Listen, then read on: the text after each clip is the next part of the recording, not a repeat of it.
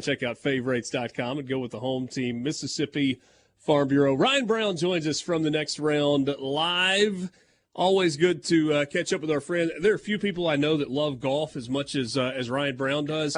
My guess is his golf game is not getting a lot of work these days because there's a lot going on in your world. What's up, buddy?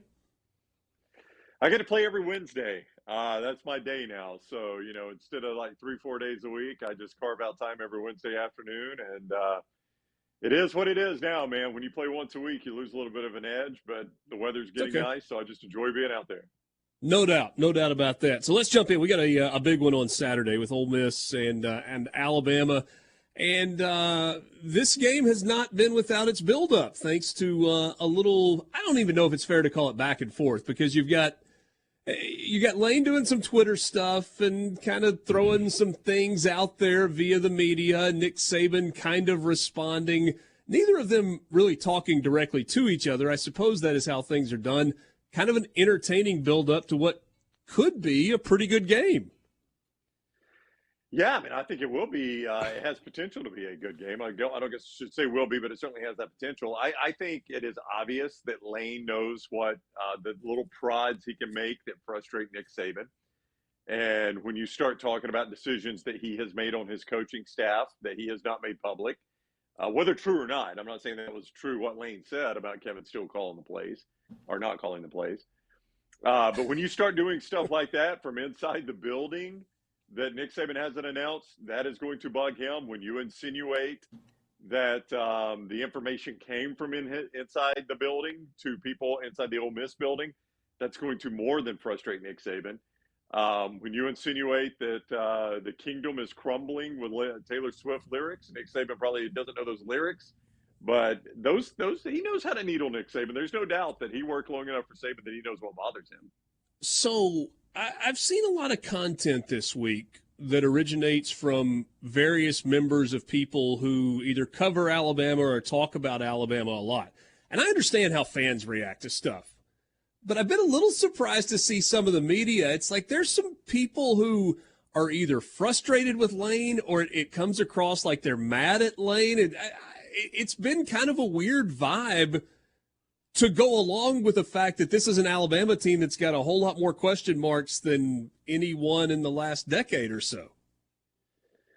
Yeah, there's no doubt. I mean, as a member of the media that is doing a number of daily shows here in the state of Alabama, there's not one piece of me that is upset with Lane Kiffin doing this. In fact, I welcome it.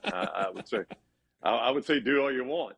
I will say it is interesting that Lane has done this. He's had a couple things around the Alabama game, the whole get your popcorn ready, things like that, and he's never really been able to back it up. And at some point,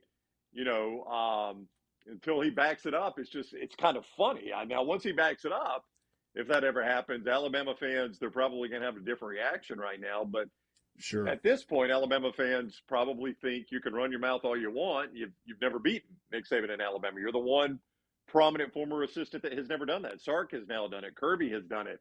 Jimbo Fisher has done it. And Lane has not. And Alabama fans, will always probably hold that over his head a little bit until he's able to do it. So, Ryan, I think there's an interesting dynamic here. This game means a lot to Lane Kiffin. There's no question about that. And I thought the get your popcorn ready was kind of like a nervous comment almost. I thought last year that Lane coached that game straight up because Ole Miss played themselves out of the game in Tuscaloosa 2 years very, very early with all the go for it on fourth downs. And then the game kind of settled in after that. I mean, Ole Miss had a shot into the end zone on the last play of the game last year to win the ball game, and I thought Ole Miss played it straight up. But then I saw how deflating it was for that team, and I think the coaching staff following not getting it done.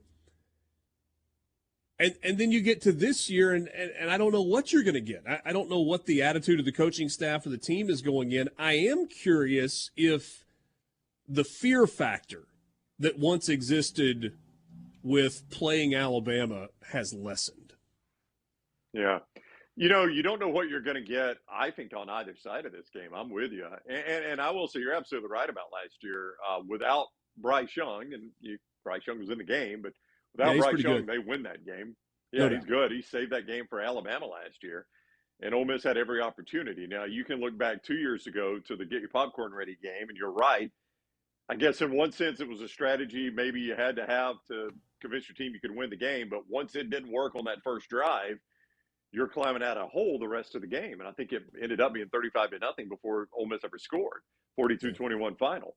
So, those are two totally different games. You're absolutely right. But if you think you don't know what you're going to get out of Ole Miss, Alabama, I would submit to you, Richard, is even in worse shape of you don't know what you're going to get. Because now you've got a quarterback that you started for 2 games. You took the starting job away from him to see if there was anybody that happens to be better than him. Nobody was. And now you're about to go back to him as the starter. I don't know that anybody knows how Jalen Milroe is going to react to that. Ironically, the same thing to a certain extent happened back in 2014 when Lane Kiffin, of all people, wasn't necessarily pleased with Jake Coker as the starter. He wanted to see Cooper Bateman, convinced Saban to make the move. It was a disaster starting Bateman. Ole Miss wins that game at Bryant-Denny. Coker then takes over and leads Alabama to a national championship. Now, Yeah. I don't know that anybody expects. Yeah, I'm sorry, 15. You're right. Good correction there. 14 was the game Bo Wallace led the victory to in Oxford. Yeah. So, I don't know that anybody thinks Milroe is going to lead Alabama to a national championship right now, rightfully so. But, I think people are curious as to what his response is. Jake Coker's response was very good. It was. What will Jalen Milroe's be? It is a huge mystery. We won't know till Saturday. And the response for Coker started that night because when he came into the game, he played really well that night. By the way, I wasn't correcting you out of being ugly. The fact is, Ole Miss has only won twice ever in Tuscaloosa, so I vividly remember the years that it's actually happened. 1988 was the other one. Alabama, by the way, in 1988, fun fact, Alabama did not complete a forward pass that day. And Bryant-Denny Stadium was homecoming, and Ole Miss, that was Ole Miss's only other win. And I think the only time Alabama's played a home game where they didn't complete a forward pass. So that was a pretty dark day for Alabama football. And that was the brick through the office window of Bill Curry after the fact. And I'm told, and I have not ever fact-checked this myself, but I've been told, and so I have just – it's such a great line. I've perpetuated it through the years, is that was the day that they were dedicating the Bear Bryant Museum, and then there was a rededication of that museum because they said you can't dedicate the museum on a day with a loss. Yeah, that's entirely possible. I don't know that to be factual, but I would not be surprised. It was homecoming. I do remember that. It's a good story. You ought to keep telling it. No, I don't think anybody's going to correct you. I've lived here my whole life, and I've never heard anything that would contradict that. So I would keep telling the story. I thought you were going to use the old joke of you knew it wasn't a quarterback because they hit the right window.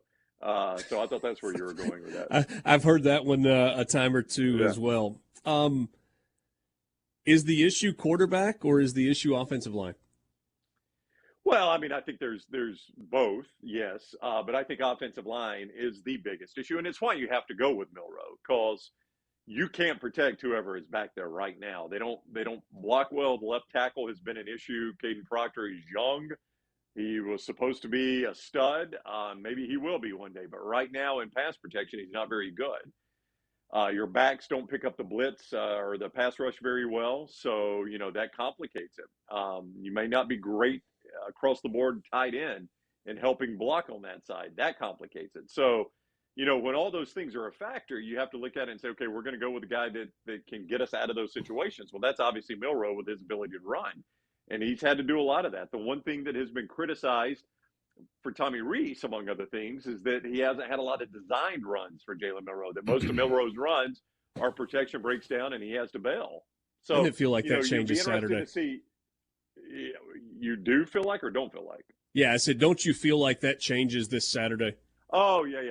Well, I think you got to do it, Richard, because if you've got designed runs, it's going to do a lot of things. Number one, it's going to pull safeties closer to the line, which will open up the deep ball, which is Milroe's best throw. No doubt. It's going to help your traditional run game with Roydale Williams and Jace McClellan, which has been pretty good. It's going to mask your biggest deficiency, which is your inability to pass block. It's going to slow down the pass rush because now you got a quarterback that's run. I think it fixes a lot of things if you just embrace it and go with it. The time is always too short. We always appreciate yours, Ryan Brown. Great catching up, and we'll talk soon.